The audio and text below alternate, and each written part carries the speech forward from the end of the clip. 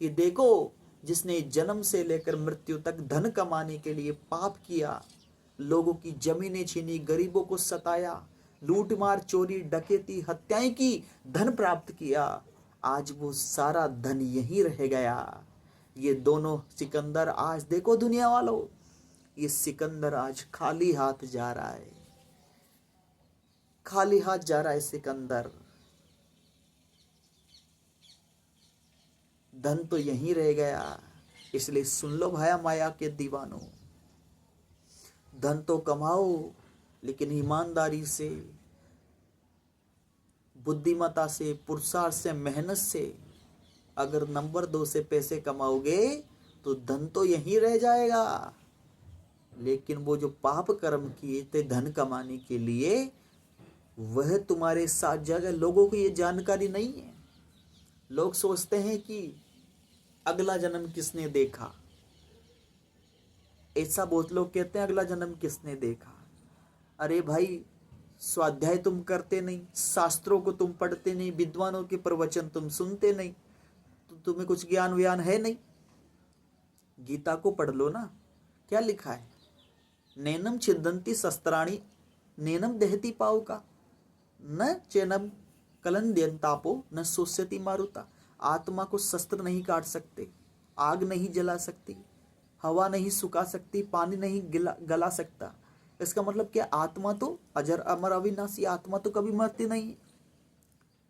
जब आत्मा कभी नहीं मरती तो आत्मा क्या करती? तो भगवान कृष्ण कह रहे हैं एक शरीर को छोड़कर दूसरा शरीर धारण कर लेती है। जैसे हम पुराने कपड़ों को उतार देते हैं, दूसरे दिन नए कपड़े पहन लेते, तो आत्मा भी पुराने शरीर को छोड़कर नया शरीर धारण कर लेगी। तो एक शरीर से दूसरे शरीर में जब आत्मा जाएगी तो उसके साथ क्या जाएगा? ना धन जाएगा, ना संपत्ति जाएगी, ना पत्नी जाएगी, ना मित्र जाएंगे, ना बच्चे जाएंगे, कुछ भी नहीं जाएगा। साथ में क्या जाएगा? इस शरीर के द्वारा जो हमने अच्छे बुरे कर्म किए, तो जैसे हमने कर्म किए उसके संस्कार हमारे मन में बन गए। तो अगले शरीर में जब आत्मा जाता है तो कर्म उसके साथ में जाते हैं, और जो कर्म किए थे उसके संस्कार भी हमारे मन में रहते हैं। तो जैसे हमने इस समय यज्ञ किया तो हमारे मन में यज्ञ के संस्कार बन गए, तो अगले जन्म में वो जो संस्कार होंगे वह हमें उस दिशा में चलने के लिए प्रेरित करेंगे।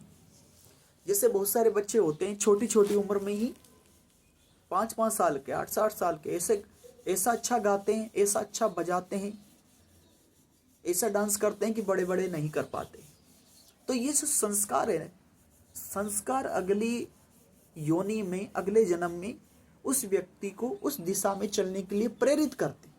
जिसके आध्यात्मिक संस्कार होते हैं, वो बचपन से ही अध्यात्म में उसकी रुचि होती है, धर्म के कामों में उसकी रुचि होती है, यज्ञ में, सत्संग में, स्वाध्याय में, परोपकार में, गोपालन में, वृद्धों की सेवा में रुचि होती है। क्यों? क्योंकि उसके पूर्व जन्म के संस्कार ऐसे हैं। संस्कार हमारे साथ जाते हैं, धन हमारे साथ नहीं जाता। ये सब कुछ पता है, हर किसी को पता है कि धन हमारे साथ में नहीं जाएगा, धर्म हमारे साथ में जाएगा, लेकिन कर नहीं पाते। क्यों? क्योंकि धर्म में रुचि नहीं है, संस्कार नहीं है। धर्म के काम जब व्यक्ति करता है तो बहुत व्याधाएं आती है। व्यक्ति सोचता है क्यों लफड़े में पड़े भाई। संसार के लोग तरह तरह की बात करते हैं। इसलिए स्वामी श्रद्धानंद एक बात कहा करते थे कि जो व्यक्ति सामाजिक सेवा करना चाहता है, धार्मिक काम करना चाहता है, परोपकार के काम करना चाहता है, उनको एक काम करना पड़ेगा, रोटी खाओ घर की और गाली सुनो बाहर की। इतनी क्षमता, इतनी सहनशीलता अगर व्यक्ति में है तो वह समाज सेवा करे। हर कोई व्यक्ति नहीं कर सकता। धन तो हर कोई कमा सकता है, अनपढ़ हो चाहे पढ़ा लिखा हो, सब धन के पीछे दुनिया दौड़ रही है, माया के पीछे दुनिया दौड़ रही है, लेकिन फिर भी दुखी हो रहे हैं।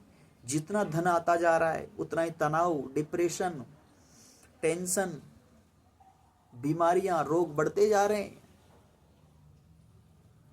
आज व्यक्ति ने धन को ही परम साध्य समझ लिया।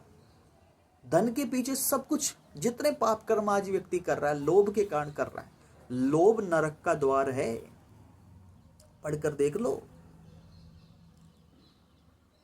व्यक्ति जानते हुए भी अधर्म से धन कमा रहा है।